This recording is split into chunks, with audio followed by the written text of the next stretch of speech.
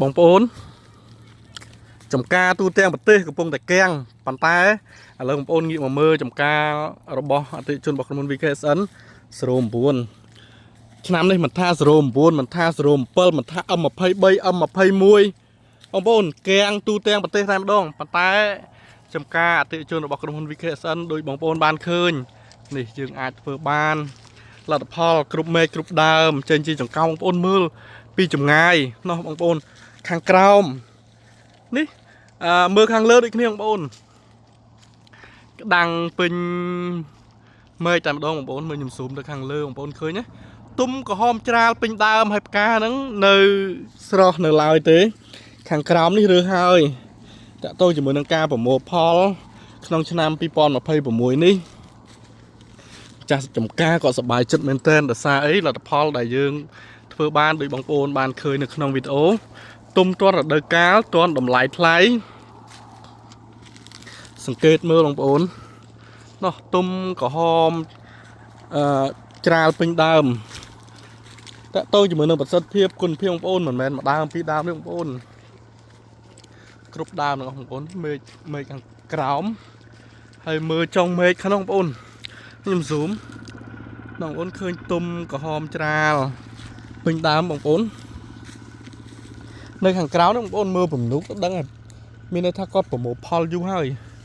ផ្លែដែលគាត់ប្រមូលផលហើយនឹងចង់ឲ្យលួយអស់ហើយបងប្អូននៅខាងក្រោមហើយយើងសង្កេតមើលនៅលើចុងមេឃដូចគ្នានេះវាទុំ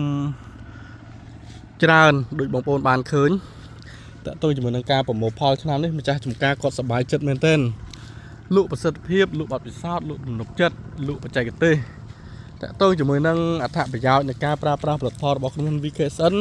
សម្រាប់ចំការដែលមានបញ្ហាគាំងយើងបាញ់ភ្ញូចឲ្យផ្កានឹងឆាប់លោតក្តឹបឡើងវិញដោះស្រាយបញ្ហាគាំងក្តឹបចេញមកតែគ្រាប់អត់ល្អបាញ់លាងសម្អាតគ្រាប់ធ្វើឲ្យគ្រាប់ផ្លាល្អអីហ្នឹងគឺមាននៅក្នុងដបតែមួយស្រាប់បងប្អូន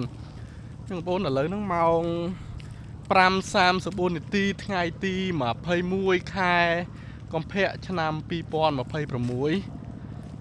ប្អូនសង្កេតមើលទឹកដីនៅក្នុងទឹកដីខេត្តស្ទឹងត្រែងបងប្អូនជាមួយខ្ញុំស៊ូម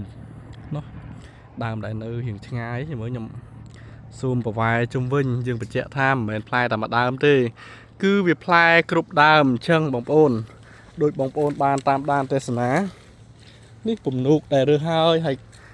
ក្តឹបដែលនៅសល់រយងរយោងមេឃទុនធ្លាក់មកដល់ក្រោមដោយសារអីផ្លែច្រើនគឺវាសំយ៉ងធ្លាក់មកអញ្ចឹងនេះបងប្អូន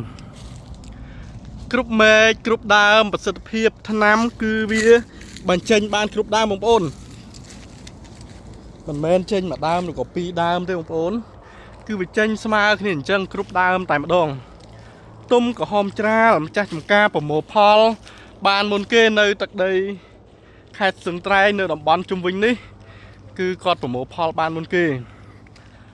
បញ្ជាក់ម្ចាស់ចំការនេះគាត់មានចំការ3ទីតាំងផ្សេងគ្នាតើបងប្អូនមើលទុំអញ្ចឹងយើងគាត់ជះកាមេរ៉ាទៅគឺឃើញក្រហមច្រាលតែម្ដងហើយយើងស៊ូមទៅមើលដើមឆ្ងាយខាងនោះដូចគ្នាណាគ្រប់មេឃគ្រប់ដើមចង់បញ្ជាក់ថាអញ្ចឹងបងប្អូនបទពិសោធន៍ទំនុកចិត្តមានការគ្រប់គ្រងច្រើនពីពុកម៉ែបងប្អូនឥឡូវនេះយើងជួបខាងបច្ចេកទេសយើងដែលចុះមកដល់ចំការផ្ទាល់ខាងលោកគ្រូតើមានបទពិសោធន៍ឬក៏មានបច្ចេកទេសអីដើម្បីចែកម្លែករដូវកាលចន្ទទីកំពុងតែកៀងបងប្អូនសម្រាប់វាដែលមានបញ្ហាឬមកក៏ជួបបញ្ហាចន្ទទីកៀងវាអាចនឹងជួបជាមួយនឹងបញ្ហាជាច្រើនដែលយើងស្មានមិនដល់ពេលខ្លះបងប្អូនយើងគិតថាមកពីអាកាសធាតុខ្លះទៀតអាចគិតថាមកពីប្រភេទថ្នាំកសិកម្មប្រភេទថ្នាំពៅប៉ុន្តែយើងមើលអត់ដល់ចាក់តនៅអាកាសធាតុអត់ដល់ចាក់តនៅការប្រើប្រាស់ថ្នាំកសិកម្មរបស់យើងទៅលើប្រភេទថ្នាំពុលប្រភេទថ្នាំជំងឺប្រភេទថ្នាំផ្សេងដែលយើងត្រូវប្រើថាក្នុងមួយរដូវកាលហ្នឹងយើងប្រើអាប្រភេទថ្នាំហ្នឹងយើងប្រើចន្លោះប្រហែលដង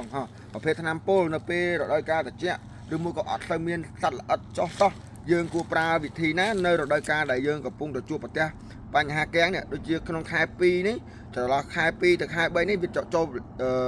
អាកាសធាតុវាចាប់ផ្ដើមក្តៅហើយអញ្ចឹងបើសិនណាជាយើងប្រើថ្នាំពុលគឺយើងមិនអាចប្រើថ្នាំពុលលើសលប់ពេកទេ ចឹងតាក់ទងនឹងបច្ចេកទេសតាក់ទងនឹងការប្រើប្រាស់ជាមួយនឹងប្រភេទថ្នាំកសិកម្មបងប្អូន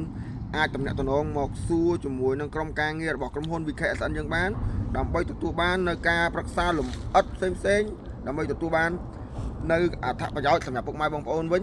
ដើម្បីកែប្រែនៅដំណាំរបស់ពុកម៉ែបងប្អូនអញ្ចឹងវីដេអូនេះដែរខ្ញុំសូមបញ្ចប់ត្រឹមតែប៉ុណ្ណេះសូមអរគុណចូលរួមជាមួយប្រជាកសិករដើម្បីអភិវឌ្ឍកសិកម្មកម្ពុជា